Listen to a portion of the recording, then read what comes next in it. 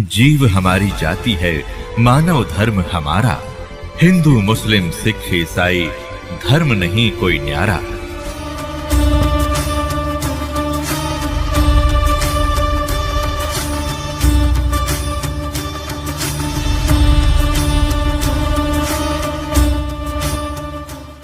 जैसे रोगी होता है, रोगी को यह पता लग जाता है कि दीर्घ रोग है और यहाँ के लोकल हॉस्पिटल के डॉक्टरों ने मना कर दिया है कि आप जाइए ऑल इंडिया इंस्टीट्यूट दिल्ली में। तो वहाँ जब ये डायरेक्शन मिलकर इंसान जाता है तो वहाँ चाहे प्रधानमंत्री हो और चाहे कोई फैक्ट्री मालिक हो, कितना उच्च पोस्ट प्राप्त व्यक्ति हो, उस समय उसको अपनी जान दिखाई देती है, अपनी पोस्ट पद दिखाई नहीं देता। डॉक्टर कहता है लेट जाइए, वो तुरंत लेट जाता है। डॉक्टर कहता है ये कपड़े निकाल दीजिए, तुरंत निकाल के रख देता है। उस समय उसके नखरे खत्म हो जाते हैं और तभी वो उपचार प्राप्त करता है। जब तक डॉक्टर के आज्ञा का पालन करता रहे, चाहे कुछ भी कहे वैसे ही, जहाँ लेटने को कहे वहीं लेटना पड़ेगा, जहाँ बैठने को कहेगा वह बैठना पड़ेगा, और कहेगा मुंह खोल सांस तेज ले, वो सारा कुछ करना पड़ेगा। तो तभी वो अपना उपचार करवा पाएगा।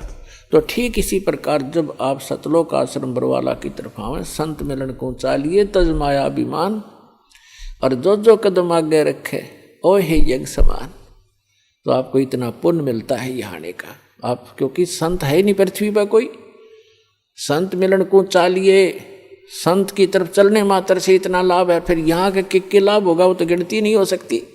अब जब तक अभिमान है ये प्राणी उभर नहीं सकता। एक नित्यानंद नाम के संत हुए हैं, नित्यानंद नाम के।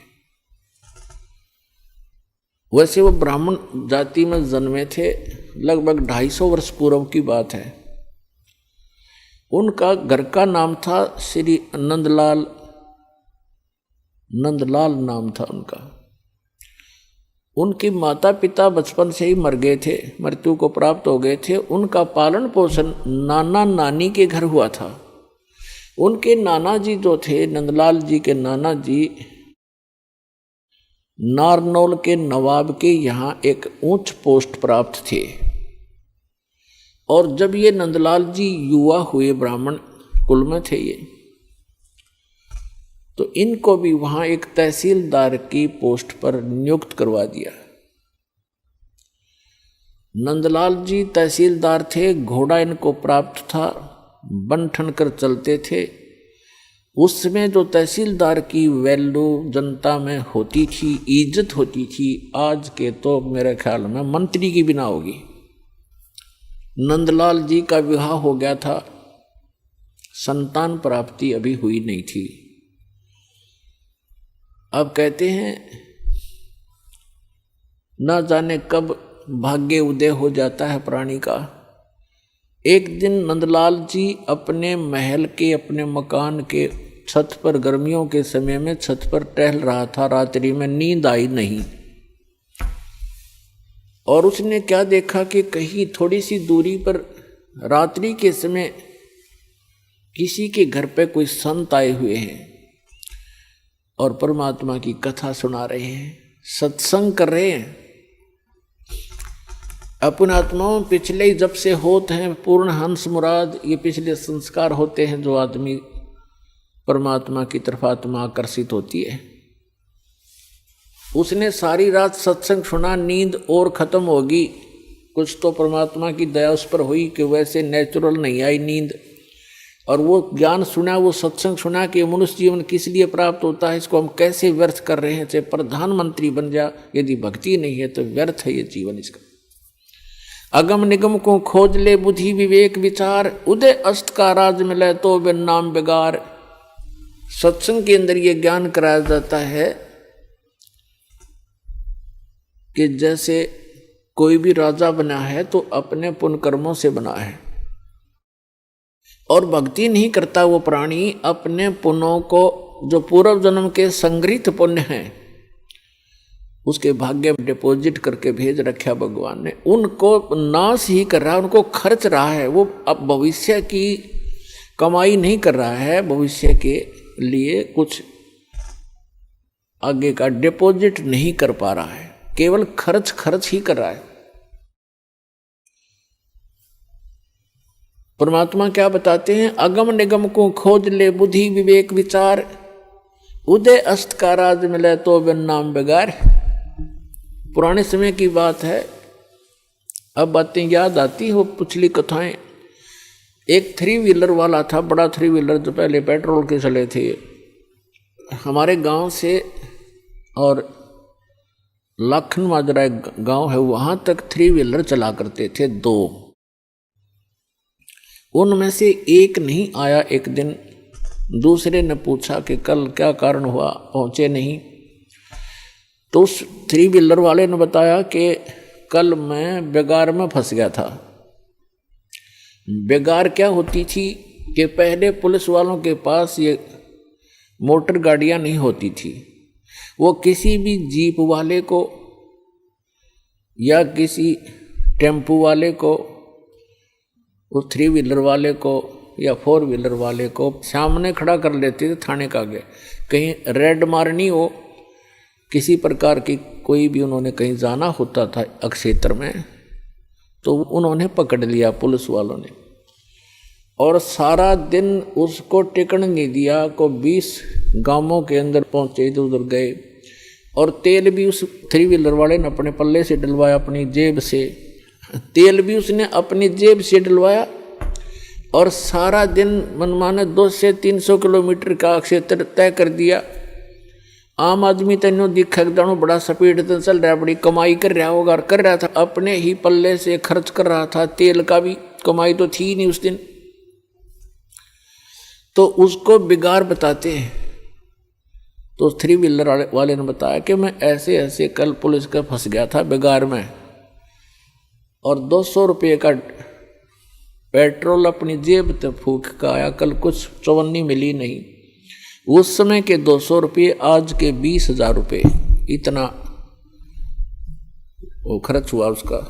तो पुण्यात्माओं, जो आज कोई भी उच्च पोस्ट प्राप्त है, कोई डॉक्टर है, इंजीनियर है, चीफ इंजीनियर है, IPS है, IAS है, जज लगे हैं, मंत्री हैं, मुख्यमंत्री हैं, प्रधानमंत्री हैं, या MLA MP बने हैं, या अन्य कोई अच्छे व्यावसायिक व्यक्ति हैं, धनी हैं, तो वो क्या करते हैं? जैसे परमात्मा उनके लिए बताता है कि अगम निगम को खोज ले, भविष्य के बारे में कुछ सोच, और बुद्धि विवेक विचार, उदय अस्त का राज मिले तो बिन नाम बेगारे।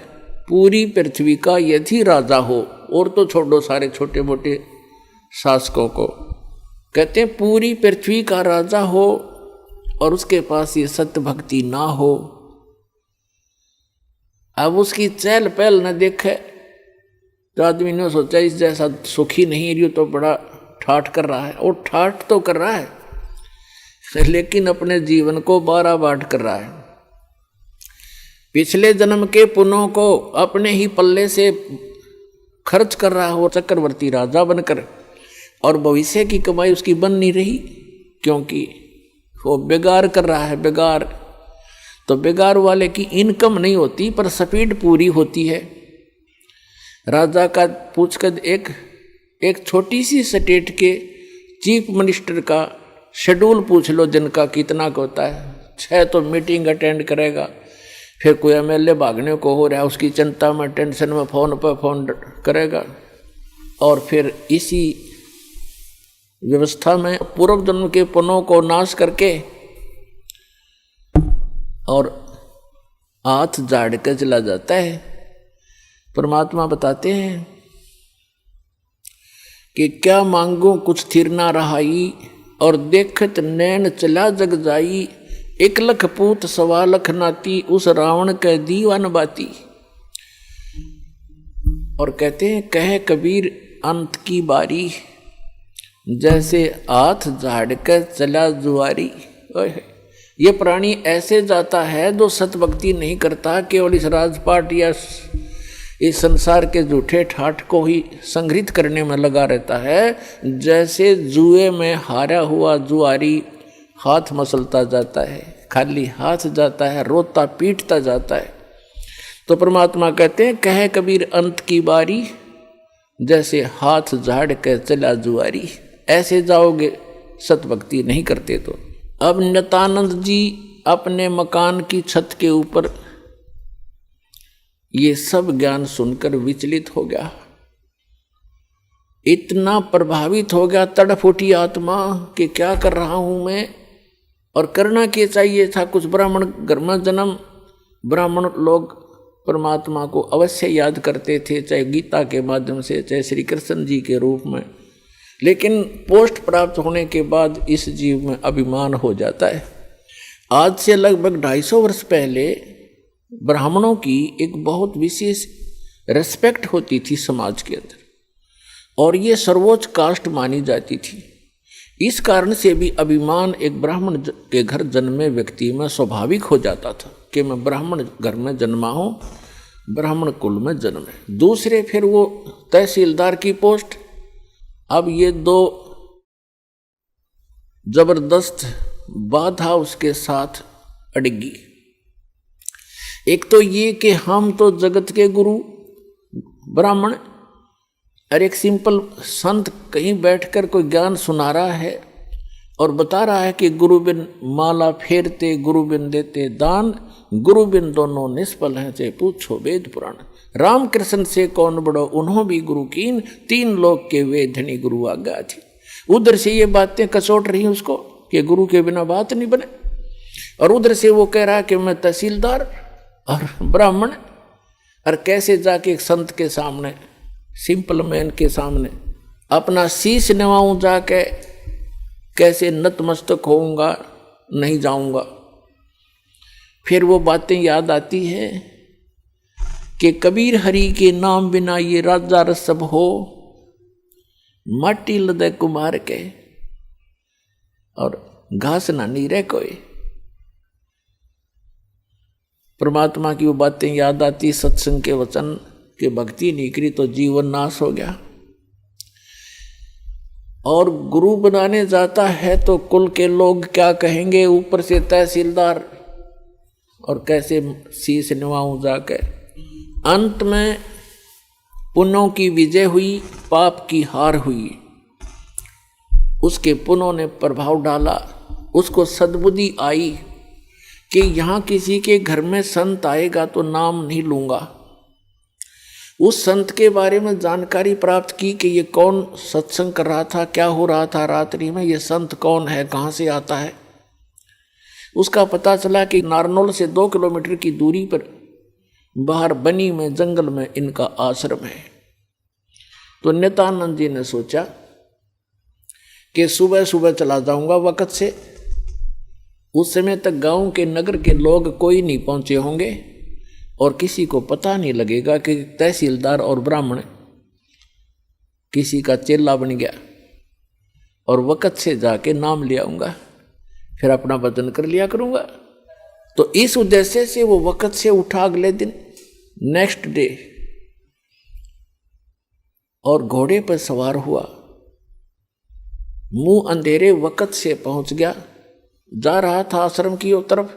उधर से वही संत, क्योंकि रात्रि के समय तो वो अपना सज धज कर जैसे भी कपड़ा उपड़ा लाल पीला बांध के और गया था। उस समय वो सिंपल एक सफ़ेद धोती लपेट के और सिर के बाल मुंडवा रखे थे, उसने उस तरह फिरवा रखा था संत जी ने। गुमानी दास नाम था, वो विष्णु उपासक वैष्णव पंथ के संत थे। और उस समय ये सोन को सोन गणे मान्या करते ब्राह्मण लोग खास कर। अब वो ये सोचकर चला था कि आज मैं मेरा जीवन सफल करने जा रहा हूं, जैसा कि उसने सत्संग में सारे पहलुओं पर ज्ञान सुना था। आज मैं एक अनमोल काम करने जा रहा हूं अपने जीवन का। और सामने से क्या देखा कि एक कचकोला कति कोरा उस तरह फिरवाया आदमी आवे। तो उसने अपने मन में जोड़ जुगाड़ किया कि देख ये कैसा मनुष्य व्यक्ति सुबह सुबह टकराया, मुझे मूंड मंडवा रखा इसका, क्योंकि मूंड तकरीबन ऐसे मंडवाते थे जिसका कोई मृत्यु हो जाती, उसको अपशकुन माना करते। तो फिर उसने सोचा भी वापस तो मुड़ूंगा नहीं, बार बार दाव लगे नहीं, तो उसने अपने ही सोच से क्या सोचा कि चल इस सोन के अपना कुछ जंतर मंत्र सोचा। उसने क्या सोचा, घोड़े के निकट जब वो व्यक्ति आया, शीश मुंडवा रखा था, जिसने मूंड मुंडा रखे थे, बाल कटवा रखे थे, उस तरह फिरवा रखा था, उसके निकट घोड़ा रोक के और सिर में मारे, ऐसे आंगली टोले मारा, टोले बोला रे नो टोले मारे ने बोला मनु से तने आज जाना था मेरे आगे, मैं तो एक बहुत जरूरी काम में जा रहा था, तू कहाँ मर रहा सामने। अब वो संत उसके मुंह की तरफ देखा कि दिखे था सज्जन आदमी, और यू करे मेरे गिल बकवाद के करा, इसने बता शर्म टोले मारे मेरा। अब क्या बोला भाई, संतों के साथ एक दो रोज खसनिए आया करें जंगल में। वो संत उसकी तरफ देख कर चलता पड़ा। अब वो पहुंच गया डेरे में, वहाँ एक दो चेले रहते थे, उन्होंने देखा भी कोई अच्छा अफसर आ गया, घोड़े पर तो अफसर का ही आना होता है। वो नीचे उतरा, घोड़ा वृक्ष से बांध कर पूछा कि भी महाराज जी कहाँ हैं। उन भक्तों ने कहा जी आ जाओ बैठो, वहाँ बिछा दिया जैसा भी बिछोना होता है आश्रम के अंदर, अभी आने वाले हैं, स्नान करके घूम फिर के आएंगे। अच्छा, वो बैठ गया। अब संत जी घूमने गए थे, इस साइड से आगे दूसरी साइड से घूम कर नहा धो के, और वो आकर बैठे, निवासन था सामने, और सामने वो बैठा नित्यानंद कति। अब उनकी हुई आंख चार दोनों की। संत ने देखा ये तो घोड़े वाला वो ही है भाई जो मेरा टोले मार के गया था सिर में। अब नित्यानंद जी ने देखा ये तो महात्मा था वही जिसको मैंने रास्ते में छेड़ दिया था। अब नित्यानंद जी शर्मिंदा हो गया, नीचे न गर्दन होगी नो, ऊपर न नाड़ करी नहीं, क्योंकि पुण्यात्मा थे। घना लज्जा गे और नीचे गर्दन कर ली नो, और चरणों में गिर गए। तो संत जी कहने लगे कि भाई देखो बच्चों, यदि कोई कुम्हार से गढ़ा लेने जाता है मटका, तो उसको ऐसे टोले मार मार देखता है खरा है खोटा। तो भाई तुमने गुरुजी को टोले मार के परख लिया, कोई बुरी बात नहीं बेटा, ये सही बात है कि नहीं बाजता। इतना सुन के और चरणों में बुरी तरह गिर गया, क्योंकि उसकी मरोड़ निकालनी थी, उसका ऐम खत्म करना था परमात्मा ने।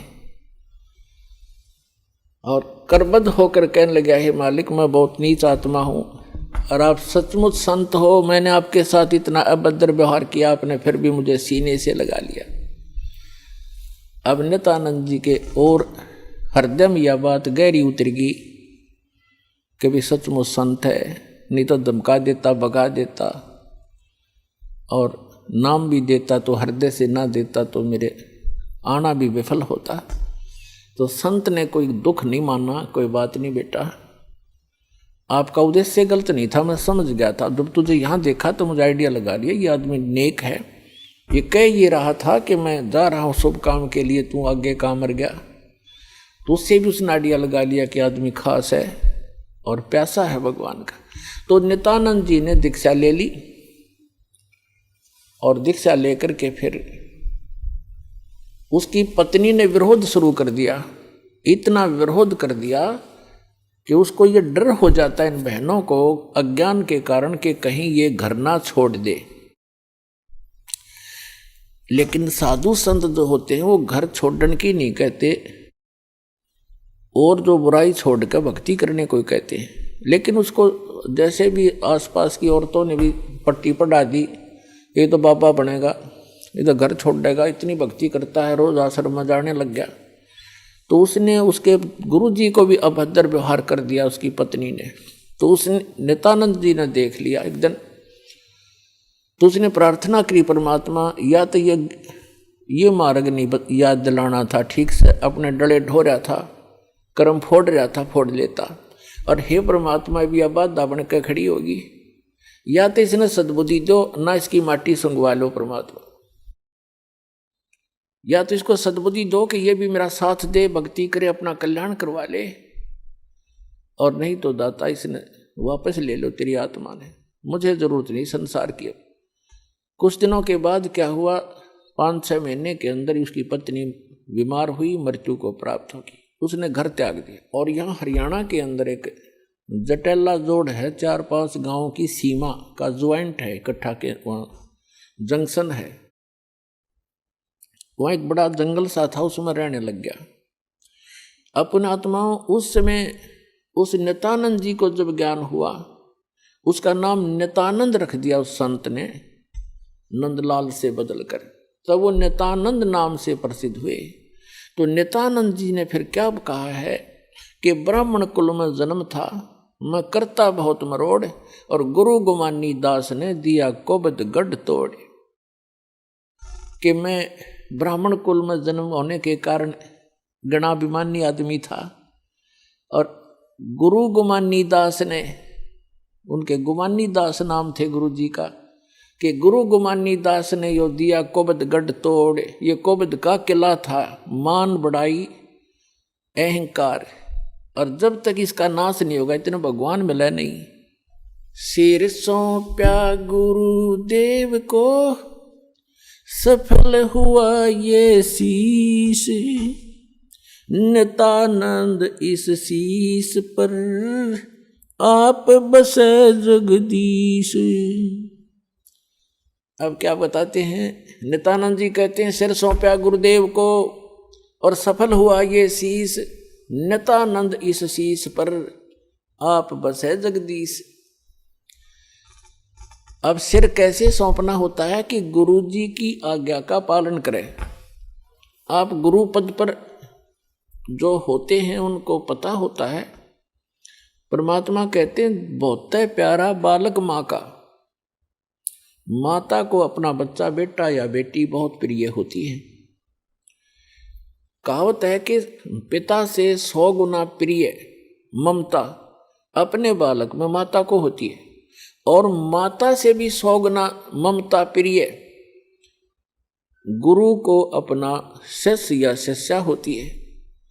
तो अंदाजा लगा लेना कि गुरु जी आपके कितने हितैषी होते हैं। तो गुरु जी की आज्ञा का पालन करें। पहली भक्ति मार्ग का प्रथम एक ये मंत्र नोट कर ले, भाई जो गुरु बचन पे डट गे रकट गे फंद 84 के। भाई जो गुरु बचन पे डट गे कट गे फंद 84 के, कट गे फंद 84 के, रकट गे फंद 84 के। भाई जो गुरु बचन पे डट गे रकट गे, वस्तु मिली ठोर की ठोड़, मिट गई मन पापी की दौड़। वस्तु मिली ठोर की ठोड़, मिट गई मन पापी की दौड़। भरम मिटे मथुरा काशी के, भरम मिटे मथुरा काशी के। भाई जो गुरु बचन पे डट गे, कट गे फंद 84 के, कट गे फंद 84 के, रकट गे। ये एक कवि का बनाया हुआ गान है। इसमें भी बहुत प्रेरणा है कि जो गुरु जी के वचन पर स्थिर हो जाते हैं, गुरु जी की आज्ञा का पालन करते हैं, उनके ये 84 लाख योनियों में दुख पाने के ये संकट समाप्त हो जाते हैं। अगर आप ये वीडियो YouTube पर देख रहे हैं तो हमारे चैनल को सब्सक्राइब करें और बेल आइकन को दबाना ना भूलें। अगर आप Facebook पर ये वीडियो देख रहे हैं तो हमारे पेज को लाइक करें।